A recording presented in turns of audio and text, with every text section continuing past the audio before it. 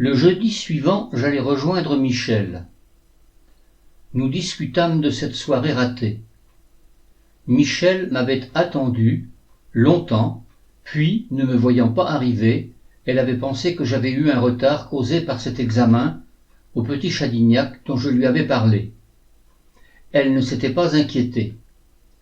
Durant la soirée, elle avait fait la connaissance d'un jeune footballeur noir qui jouait au club local d'Angoulême, et ils avaient dansé. Puis elle était rentrée à l'école normale de ma campagne avec ses camarades de promotion. Michel m'apprit qu'elle avait finalement parlé à sa mère et qu'elle l'avait mise dans la confidence. L'atmosphère à la maison s'était sensiblement dégradée. La maman en subissait les conséquences. L'entente dans le couple n'était pas au beau fixe.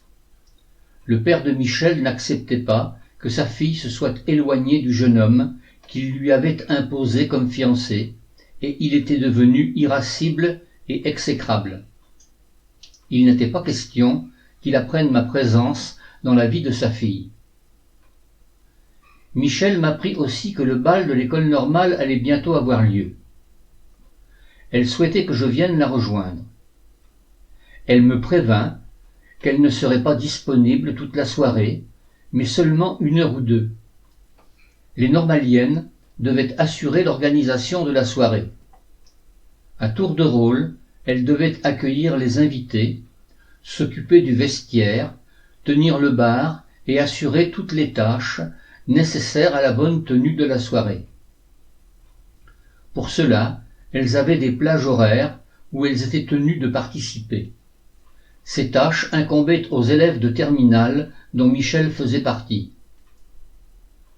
Le jour venu, j'allai la rejoindre. Je ne me souviens pas du lieu où ce grand bal était organisé. Le seul souvenir que j'en ai est celui d'une immense salle au milieu d'un grand parc boisé où l'on pouvait stationner les véhicules. J'arrivai vers 22 heures. Le bal était commencé. À mon arrivée, la salle était déjà largement remplie et je cherchais Michel du regard. Au bout de quelques minutes, je la vis arriver. Une de ses camarades était allée la prévenir de ma présence. Elle avait donné mon signalement à certaines de ses copines et leur avait demandé de la prévenir car elle s'était arrangée pour être d'astreinte en début de soirée afin de pouvoir se libérer ensuite durant 2 heures. Elle vint m'embrasser. Elle se moquait complètement maintenant d'être vue par la directrice de l'établissement. Elle allait quitter l'école dans quelques jours, dès l'examen du baccalauréat terminé. Je pense même qu'elle souhaitait être vue afin de narguer cette personne qui nous avait causé tant de désagréments. C'était un peu sa revanche. Michel me prévint que je devrais attendre 1 heure. Elle serait libre à partir de 23 heures et nous aurions 2 heures pour nous seuls. Ensuite, elle devrait reprendre son service dans l'organisation de la soirée. Lorsque Michel vint me rejoindre, nous fîmes un slow tendrement enlacé.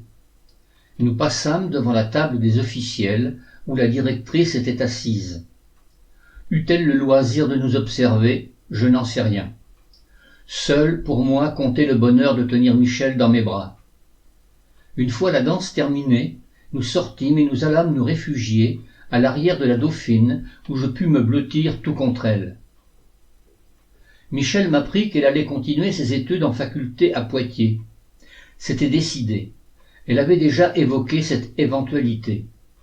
Elle attendait les résultats du baccalauréat pour confirmer. Il lui fallait obtenir une mention assez bien pour pouvoir finaliser son inscription.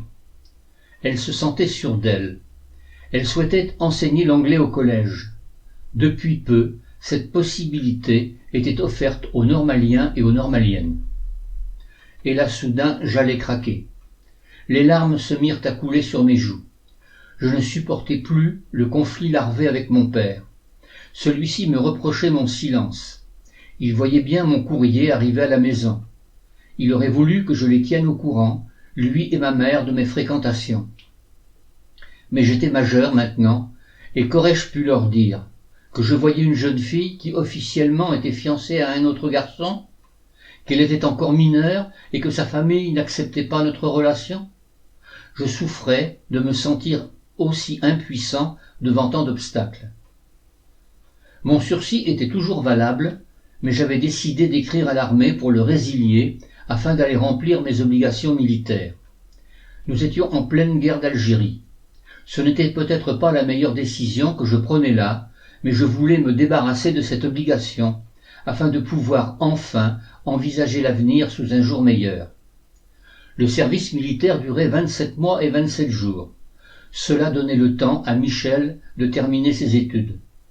Elle devait fréquenter la faculté durant 2 années pour obtenir le diplôme lui permettant par la suite d'enseigner l'anglais aux cours complémentaires ou au collège. Elle serait alors presque majeure puisqu'elle aurait 20 ans. Le temps serait venu pour nous de vivre notre amour au grand jour. Je fis part à Michel de ma décision en lui expliquant les raisons de ce choix. Elle me laissa parler. Nous passâmes le reste de sa pause à nous serrer tendrement l'un contre l'autre. Je l'avertis que nous ne pourrions pas nous voir en juillet puisque je partais en voyage en Italie avec la troupe théâtrale de Bredon. Nous nous donnâmes rendez-vous début août à Rons pour un dernier mois de bonheur avant mon départ à l'armée. Durant les tout derniers jours de ce mois de juin, je pus aussi passer l'oral de mon certificat d'aptitude à l'enseignement. Comme promis, M. Guibé me laissa le choix du jour et de l'école. Je décidai de demander à M. Jonchère d'accepter de m'accueillir dans sa classe. Il voulut bien. M. Guibé me détacha durant 1 semaine. Les 3 premiers jours, je pus observer le fonctionnement de la classe sous l'autorité de M. Jonchère. Le vendredi, je pris la classe en main et le samedi matin, l'inspecteur vint me faire passer les épreuves orales. Je fis la classe durant toute la matinée en présentant les épreuves au programme. M. Guibé était assisté, comme c'est la règle, de 2 enseignants titulaires. Il avait désigné M. et Mme Jonchère comme examinateurs.